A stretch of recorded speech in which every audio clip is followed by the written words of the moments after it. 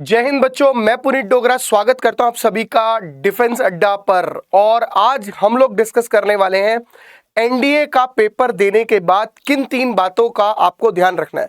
देखिए, एनडीए का पेपर देने के बाद या क्लियर करने के बाद आप लोगों को चौड़ा नहीं होना है कि भैया मैंने पेपर क्लियर कर दिया है, अब तो मेरी चौड़ है, अब मैं आगे बढ़ जाऊंगा, मूव ऑन करके मैं कुछ भी कर सकता हूं।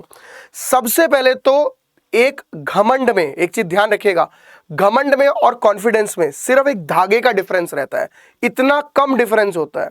तो कॉन्फिडेंस कब घमंड बन जाए और घमंड कब टूट जाए, ये किसी को कुछ नहीं पता। तो बच्चों, मैं आज आप लोगों के साथ 3 ऐसी चीजें डिस्कस करूंगा जिन्हें आपको कभी भी अपनी लाइफ के अंदर नहीं लाना है। मतलब उन चीजों को ध्यान रखना है और जो गलत नेगेटिव पॉइंट्स हैं उनको डिलीट करना है और अपने एसएसबी के लिए इन चीजों को ध्यान में रखते हुए आगे बढ़ना है। देखिए, होता क्या है, जब हम एनडीए का रिटर्न दे देते हैं तो हम सबसे बड़ी गलती ये करते हैं कि भैया रिटर्न दे दिया, हमारा रिटर्न क्लियर हो गया, अब क्लियर होने के बाद हम तो एसएसबी की तैयारी करेंगे। देखिए, 3 फैक्ट होते हैं, ये हमेशा याद रखिएगा। एक, कि बच्चा एसएसबी देने जा रहा है। जब आप एसएसबी देने जाते हैं, आपका एडमिट कार्ड आ भी गया होगा, अभी एनडीए 2 खत्म हुआ है, एसएसबी का कॉल लेटर आया होगा, तो हुआ क्या, उसके अंदर है क्या, 1-1.5 महीने बाद, 2 महीने बाद एसएसबी है। अगर हम देखें, हमारा 2 महीने के बाद एसएसबी है, ध्यान से सुनना बच्चों, 2 मंथ बाद एसएसबी, तो ठीक है, एसएसबी की तो हम तैयारी करेंगे।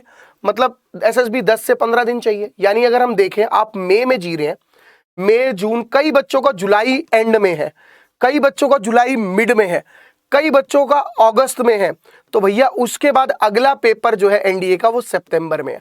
अब तुम लोग गलती क्या करते हो, तुम लोग इस चक्कर में पड़े रहते हो कि भैया एसएसबी आ गया, एसएसबी आ गया, एसएसबी आ गया, हम तो अपने रिटर्न की तैयारी नहीं करेंगे, अब तो एसएसबी हमारा क्लियर ही होना है।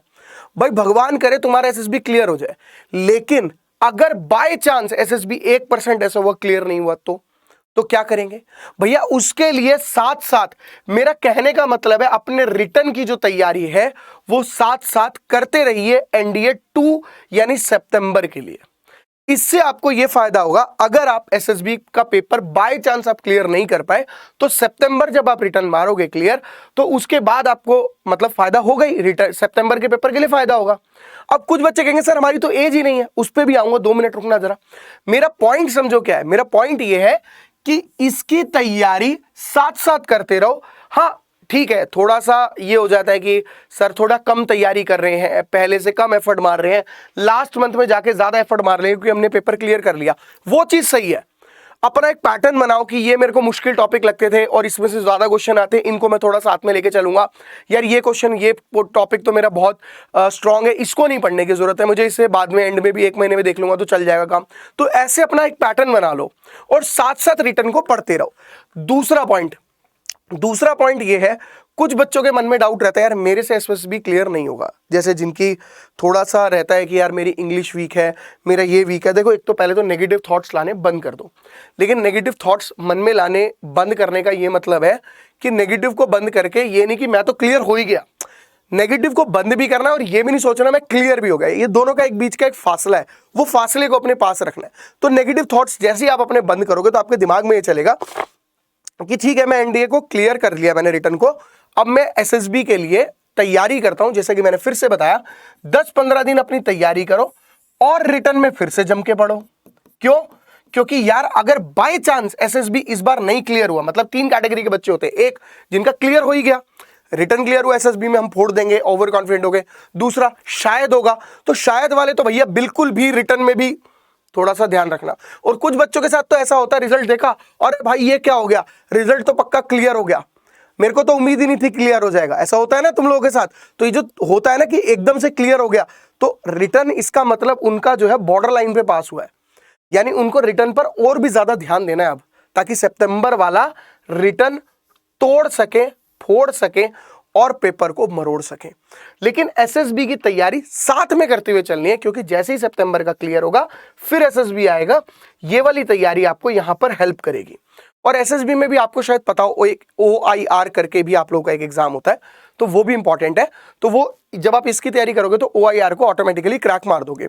अब ये चीज को अपने दिमाग में रख के चलो कि हमारा तो पेपर क्लियर ही है, और हमारा तो पेपर बिल्कुल भी क्लियर नहीं है, तो तुम फंसोगे। अब तीसरे वो बच्चे आ जाते हैं कि सर हमारा पेपर क्लियर ही नहीं हुआ, और दूसरी बात, या फिर हमारी एज निकल गई। ये सबसे बड़ा फैक्टर है कि सर मेरी एज निकल गई और मेरा पेपर क्लियर ही नहीं हुआ। देखिए बच्चों, सबसे पहले तो नेवर गिव अप एक एटीट्यूड आपकी लाइफ में होना चाहिए कि हम गिव अप नहीं करेंगे। इम्पॉसिबल खुद कहता है कि आई एम पॉसिबल। अगर एनडीए क्रैक नहीं हुआ तो आपके पास और भी एग्जाम्स है, अभी एक्स ग्रुप आपके पास है, नेवी SSR AA आपके पास है, CDS आफ्टर 3 years वो भी आपके पास है। तो द पॉइंट इज कि हम लोग हार नहीं मानेंगे। एक्स ग्रुप में हमारी एज पड़ती है, क्योंकि जिनका एनडीए की एज निकल जाती है उनके पास एक्स ग्रुप की एज होती है, क्योंकि एनडीए में 19.5 है। तो एक्स ग्रुप के लिए तैयारी करेंगे, और एक्स ग्रुप और एनडीए दोनों का सिलेबस सेम है कि नहीं? ठीक है, तो जिनका या तो एग्जाम क्रैक नहीं हुआ, मतलब जिनका क्रैक नहीं हुआ, या जिनकी एज निकल गई, वो दोनों बच्चे रुके नहीं, आगे बढ़ते जाइए। समझ गए मेरी बात? एक चीज ध्यान रखना, आप अपनी चीजों को कैसे देखते हो और कैसे संजो के रखते हो, ये लाइफ का बहुत बड़ा पार्ट है। जैसे कि अगर आपने देखा हो, एक इसको क्या बोलते हैं बच्चों, बताओ मुझे? एम्प्टी बोलते हैं कि नहीं बोलते? एम्प्टी। अब आप देखना, इसको देखने के नजरिए कितने हैं।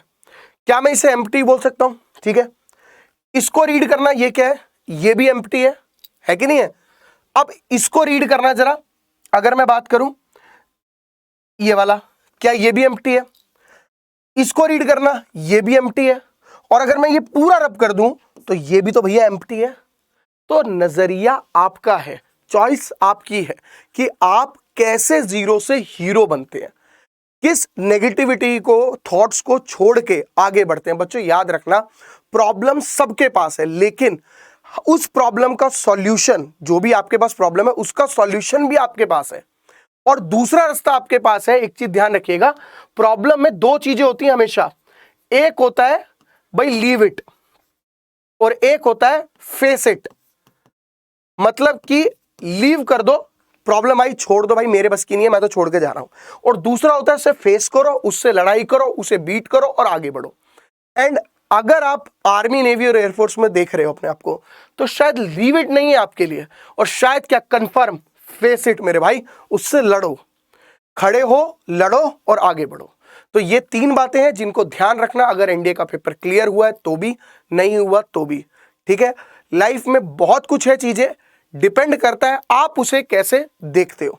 तो ऐसे ही और भी सेशंस मैं आपके लिए लाता रहूंगा। मिलते हैं आप लोगों से क्लासेस में। बाय बाय, टेक केयर, जय हिंद बच्चों।